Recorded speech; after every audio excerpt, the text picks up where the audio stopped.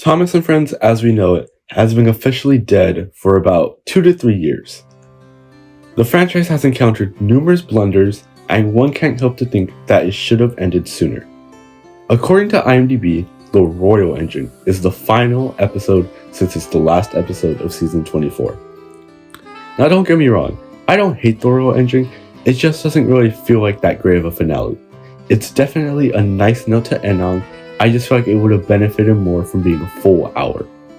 This is a topic I think about a lot, since there are many points in time where Thomas almost ended. It could have ended with hooray for Thomas, since it is a possibility Hit could have just decided they didn't want to continue the show. It could have ended with Magic Railroad, since it was a big box office bomb. It could have even ended all the way back in season 3, when they only had enough budget to make the first half of the season. However, the series just couldn't die, and it lived on for many years. Choosing a place to end this franchise is a pretty tough job, since it spans several years of stories. However, I believe I have narrowed it down to one singular event. It's regarded as one of the best Thomas specials to many, and still holds up today. And that, of course, is none other than The Great Discovery.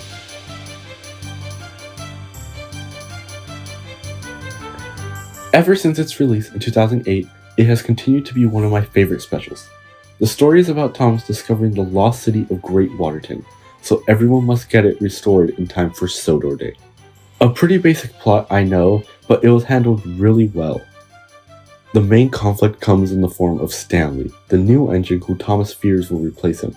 We've seen this trope done before and even after it, but I feel like it's best here. Sorry, Stepney. We get to see why Thomas thinks like this, because from his perspective, everyone seems to like Stanley more. Not to mention, James literally tells him that. "I've just met the new engine," snorted James. "He's called Stanley. He's very friendly. Everyone likes him. He's doing your jobs very well." Plot aside, you might be thinking why I feel like this is the best finale. Well, I feel like Thomas goes through a bit of a character arc in this movie since he's trying to prove himself to the other engines, and it's concluded with him finally discovering that he doesn't need to. The scene where he and Stanley help each other is such a good scene, and too bad it's ruined by the entire next decade of the show that completely reverses this. Stanley is also a really good character, even though he doesn't really do much. Stanley acting as a rival to Thomas helps bring out the worst in him, so then we're able to see the progression of his character throughout the special. As basic as the plot sounds, it really does feel like the end.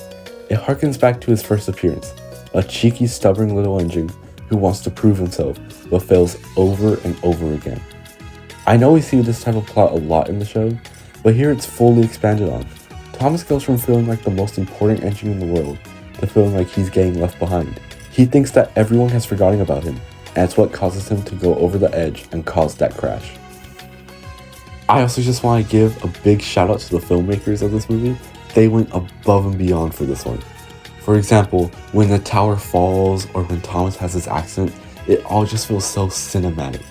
This was truly like the swan song for the model series, and they wanted to let you know. As for the music, there's this great orchestra that just doesn't give up for the entire film. The main standouts to me are the strings and the timpani. A lot of people discredit the music from this era, but honestly, they were cooking with this one. This part playing in the background is probably my favorite part of the whole score. I mean, just listen to that timpani. The main 8 engines all have roles in the movie, and while some aren't as prominent as others, it's still cool to see that they actually do something with them.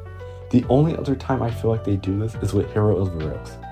The Great Discovery also does something that Thomas and the Magic Railroad couldn't do, which is have Edward appear. The atmosphere in this movie is also pretty great. It feels like a celebration of the model series, especially since everyone is here. We have Arthur, the narrow gauge engines, the Pack, and even Diesel 10. It's so cool to see everyone come together at least just one last time. Is it fan service? Of course. There's literally an almost 2-minute sequence of nothing but cameos. But you know what? It works. Thomas being the main character has had an effect on all of the characters, so of course they would all be excited about him being found. He's their friend after all.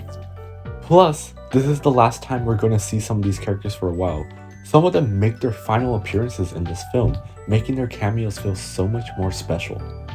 Also, the movie ends on a beautiful note. Throughout the film, the engines are trying to restore the lost town of Great Waterton, and as the special progresses, we get to see the town grow. And in the final scene of the movie, we get to see it fully restored in all of its glory. We also get to see all of the engines together one last time, celebrating as their model forms. Speaking of the models, can I just mention how cool it is that we get to see the normal G1 Thomas, the pack scale Thomas, and the Wharf scale Thomas all in this film. I also think we see an empty Thomas model with no motor during the cliff jump scene. However, I could be wrong. We also even get to see pack scale Percy and Wharf scale James one last time. Now, if this really was the end, we would have missed out on so much. We would have never been able to see the CGI series and all the great specials it had, like Lost Treasure.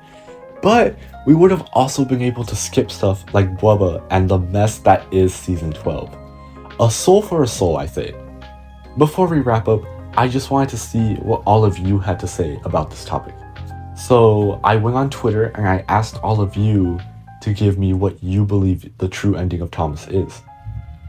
As you can tell from the data, this isn't the first time I tried making this video, and the data probably isn't as accurate as it once was, but I still wanted to include it because that was the original intent with that post.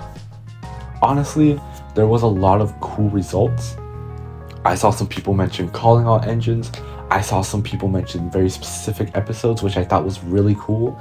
And I want to ask this question again to all of you, and in the comments down below, tell me what you think the best ending for Thomas. That way I can get some more accurate data on the topic and also to see what all of you think. The Great Discovery for me is one of the best things to ever come out of the franchise. Sure, there are events that happen later on that many will argue are superior, and I would have to agree on some note to one of those. However, none come close to being as final as this one. Even Lost Treasure, which I feel like shares a lot of similarities with The Great Discovery, does not come as close to Great Discovery as being a great finale. While Thomas is still alive today and barely breathing, if someone were to tell me that the series ended in the summer of 2008, I wouldn't even bat an eye. To me, The Great Discovery is the perfect finale to Thomas the Tank Engine and friends. Thomas has discovered a hidden town. Tell everyone. Welcome, Stanley! Stanley saved Thomas, and Thomas saved Stanley. He had wanted to be the leader of the track. But we're all leaders of the track, puffed Thomas proudly.